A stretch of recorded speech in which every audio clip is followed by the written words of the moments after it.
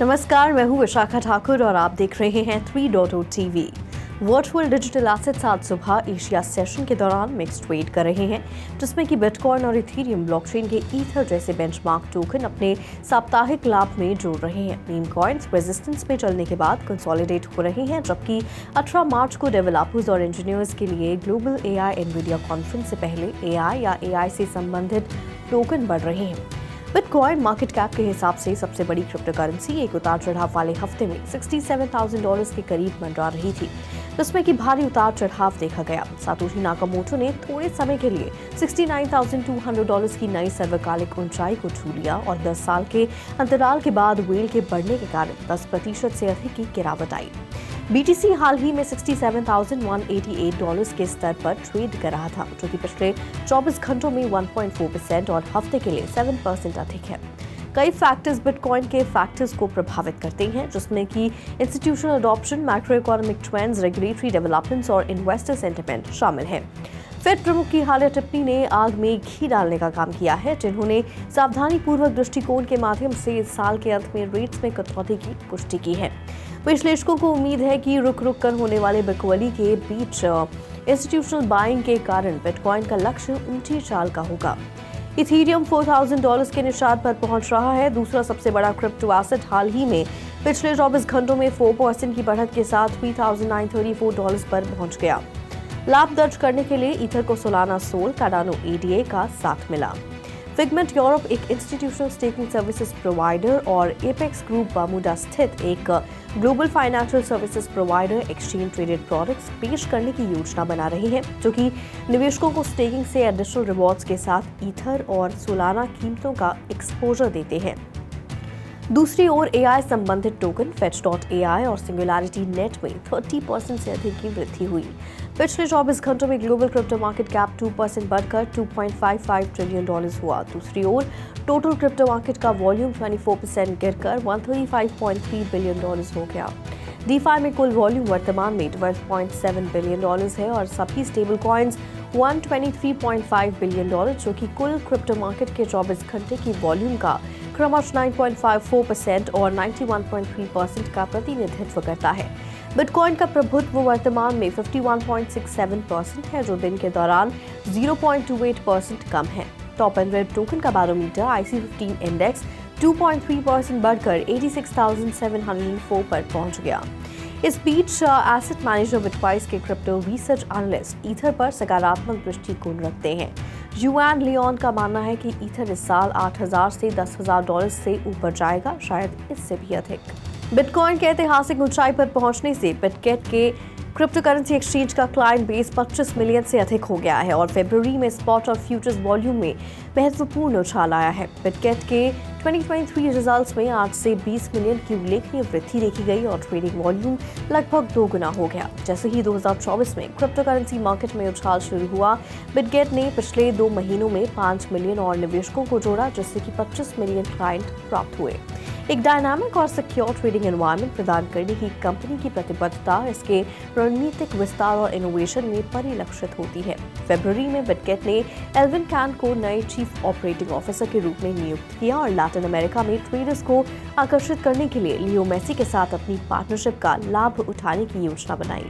Binance पर $11.26 million मूल्य के 18.73 मिलियन XRP का एक महत्वपूर्ण ट्रांसफर हुआ, जिससे कि पूरे मार्केट में हड़कंप मचा। व्हेल अलर्ट द्वारा पता लगाए गए लेनदेन में 35.4 मिलियन XRP टोकन थे। इस तरह की निकासी अक्सर स्ट्रैटेजिक एक्यूमुलेशन या एसेट ट्रांसफर का संकेत देती है, जो कि निवेशकों के बीच बुलिश सेंटिमेंट का संकेत देती है। हालांकि एक्सचेंजों की ओर टोकन की मूवमेंट आमतौर पर बेचने की तैयारी का संकेत देती है, जिससे कि अतिरिक्त साजिश जुड़ी होती है। XRP ने इस स्टेडी ट्रैजेक्टरी बनाए रखा है। वर्तमान में $0.6 पर ट्रेड कर रहा है, जो कि शुरुआती कीमत से 1.69% की वृद्धि दर्शाता है।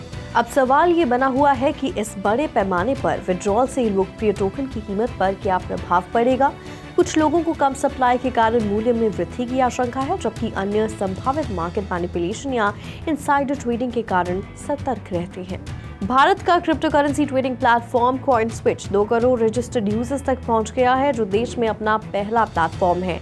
इस उपलब्धि का श्रेय निवेशकों के बढ़े हुए ऑप्टिमिज्म को दिया जाता है। रीसेंट डेवलपमेंट्स जैसे कि अमेरिका में बिटकॉइन ईटीएफ का लॉन्च, इथेरियम ईटीएफ अप्रूवल और अपकमिंग बिटकॉइन हार्विंग इवेंट ने इस सकारात्मक भावना में योगदान दिया। कॉइनस्विच ने 2024 के बाद से यूजर रजिस्ट्रेशन में 5 गुना वृद्धि दर्ज की। पिछले 2 हफ्तों में क्रिप्टो ट्रेडिंग वॉल्यूम 7 गुना बढ़ गया। लाभ में रहने वाले यूजर्स की संख्या में 80% से अधिक की वृद्धि हुई। कॉइनस्विच के को-फाउंडर आशीष सिंघल ने प्लेटफॉर्म की बिगिनर फ्रेंडली नेचर पर जोर दिया। पिछले 24 घंटों में क्रिप्टो करेंसी मार्केट से $1 बिलियन से अधिक लिक्विडेट किए गए हैं। क्रिप्टो की कीमतें बढ़ने के साथ ही क्रिप्टो जैकिंग साइबर अपराध का एक नया रूप बढ़ रहा है। हैकर्स नई क्रिप्टो करेंसी बनाने के लिए कंप्यूटर्स को माइनिंग मशीन में बदल रहे हैं, जिसकी वजह से 2023 में $1.7 बिलियन के फंड चोरी हो गए। प्रमुख हैक 160 पर बने रहे और हैकर्स द्वारा खोई गई एसेट 50% से अधिक गिरकर $1.7 बिलियन हुई। सोनिक वॉल ने 2023 में 1 बिलियन क्रिप्टो जैकिंग अटैक की सूचना दी, जो कि 2022 से 659% की वृद्धि है।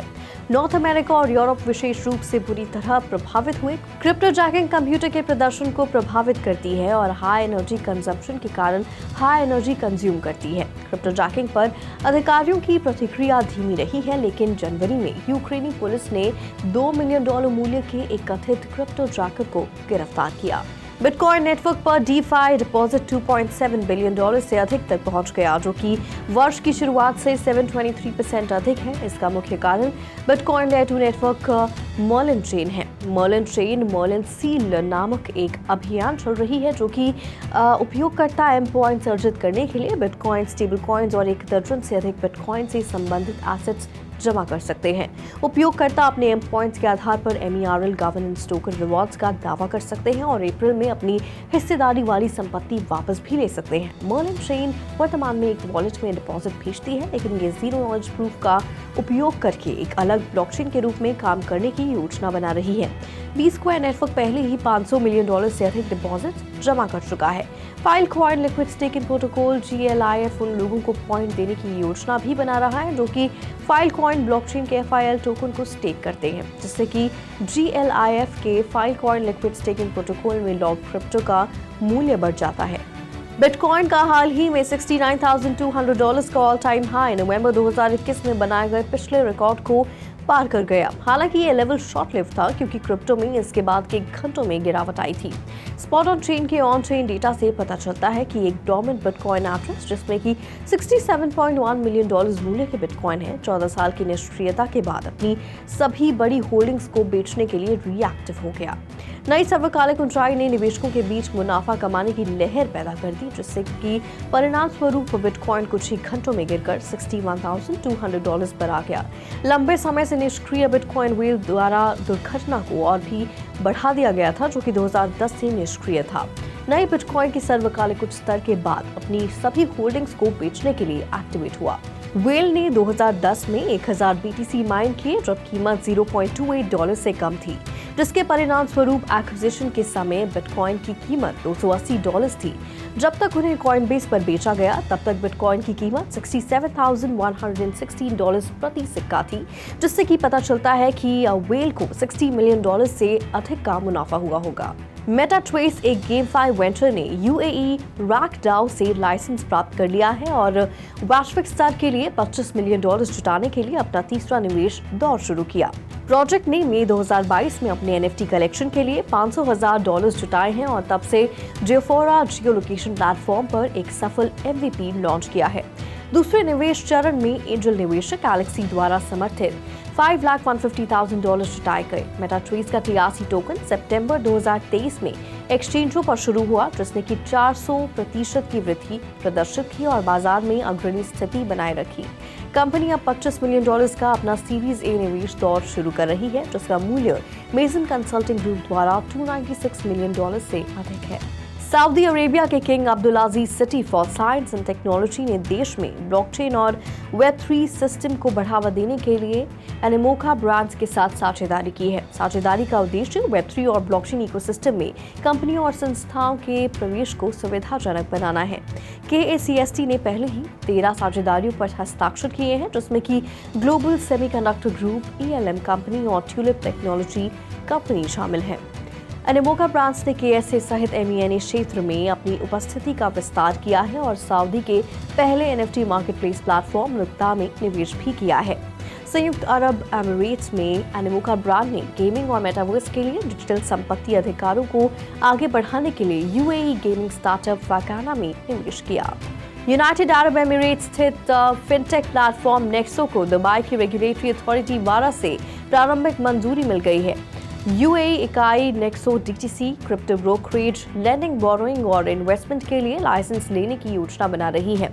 एक बार लाइसेंस प्राप्त होने के बाद प्लेटफॉर्म मोबाइल और वेब प्लेटफॉर्म के माध्यम से पहुंच योग्य होगा। नेक्सो का लक्ष्य ऋण, ब्रोकरेज, प्रबंधन और निवेश समाधानों के माध्यम से रीजनल इकोसिस्टम में योगदान करना है।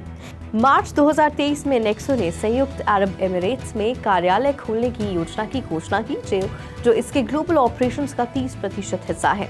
प्लेटफॉर्म दुबई के वारा नियमों और DIFC के तहत काम करेगा, 150 लोगों की भर्ती करेगा और विनियमन की 2 पंक्तियों की मांग भी करेगा। एक वारा में क्रिप्टो संबंधित गतिविधियों के लिए और दूसरा DIFC में ट्रेडिशनल वेल्थ मैनेजमेंट पेशकशों के लिए।